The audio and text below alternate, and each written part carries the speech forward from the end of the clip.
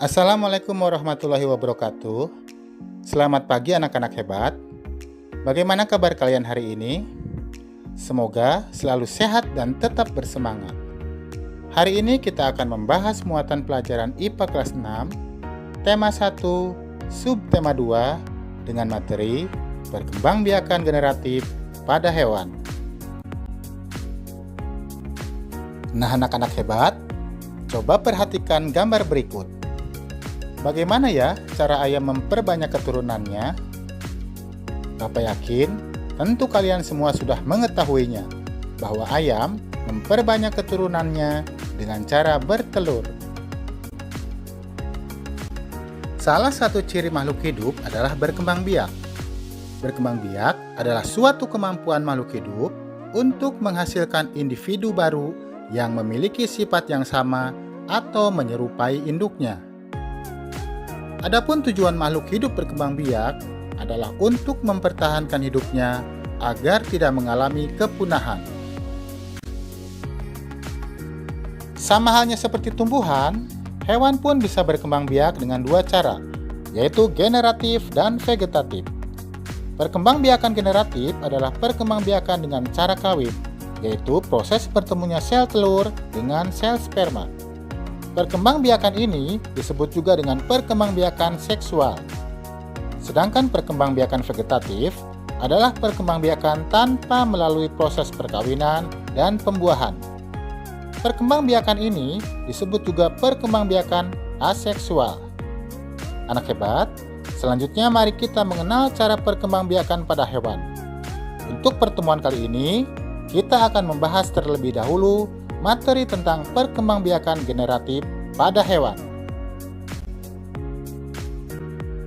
Perkembangbiakan generatif pada hewan ada 3 macam, yaitu ovipar, vivipar, dan ovovivipar.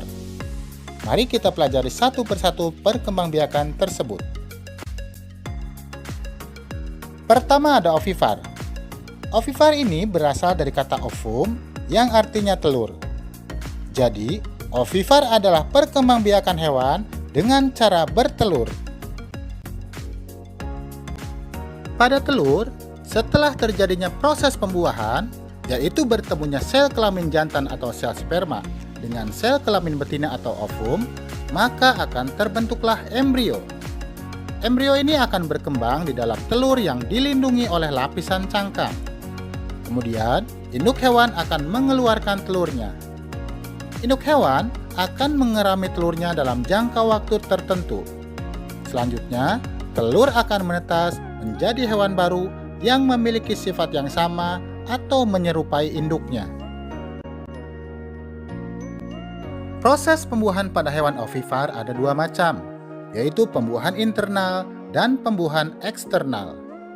Pembuahan internal adalah proses pembuahan yang terjadi di dalam tubuh induk hewan betina, sedangkan pembuahan eksternal terjadi di luar tubuh induk betina.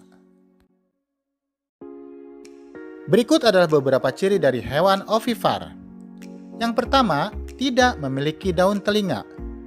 Kedua, tidak memiliki kelenjar susu sehingga hewan ini tidak menyusui anaknya.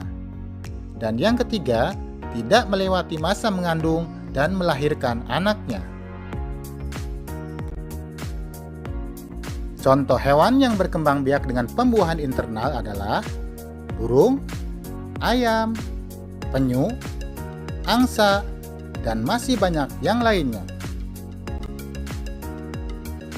Sedangkan contoh hewan yang berkembang biak dengan pembuahan eksternal adalah katak dan ikan.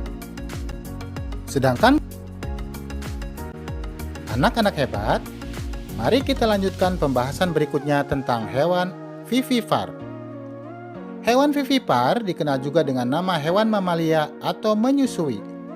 Vivipar adalah hewan yang berkembang biak dengan cara melahirkan. Sel telur atau ovum akan dibuahi oleh sel sperma dan akan tumbuh menjadi embrio. Embrio akan tumbuh menjadi janin di dalam tubuh induknya.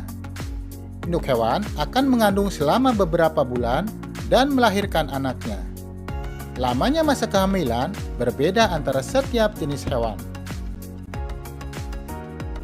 Ciri-ciri umum hewan vivipar antara lain mempunyai daun telinga, tubuhnya ditutupi rambut, memiliki kelenjar susu sehingga menyusui anaknya, dan melewati masa mengandung dan melahirkan. Contoh hewan vivipar antara lain kelinci, kucing, sapi, harimau, gajah, lumba-lumba, dan kelelawar. Lumba-lumba merupakan hewan mamalia laut, sedangkan kelelawar merupakan hewan mamalia yang bisa terbang. Jadi, kedua hewan tersebut juga berkembang biak dengan cara melahirkan atau beranak.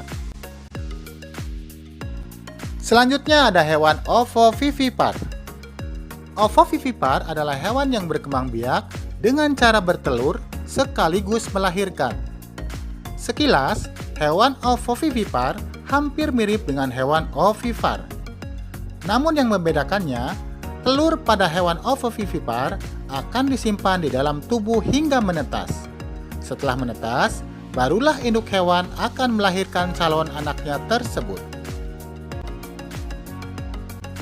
Beberapa ciri hewan ovovivipar antara lain, telur berkembang di dalam tubuh sang induk, tidak menyusui anaknya, janin yang ada di dalam telur mendapatkan makanan dari cadangan makanan yang sudah ada di dalam telur. Saat mencapai usia matang, telur menetas di dalam tubuh sang induk dan anak pun keluar dari tubuh induknya. Contoh hewan ovovivipar antara lain kadal, bunglon, ular boa, kuda laut, ikan pari, dan hiu. Anak-anak hebat, demikian pembahasan materi kita hari ini. Semoga bermanfaat, tetap semangat dan jangan lupa belajar. Sampai jumpa. Assalamualaikum warahmatullahi wabarakatuh.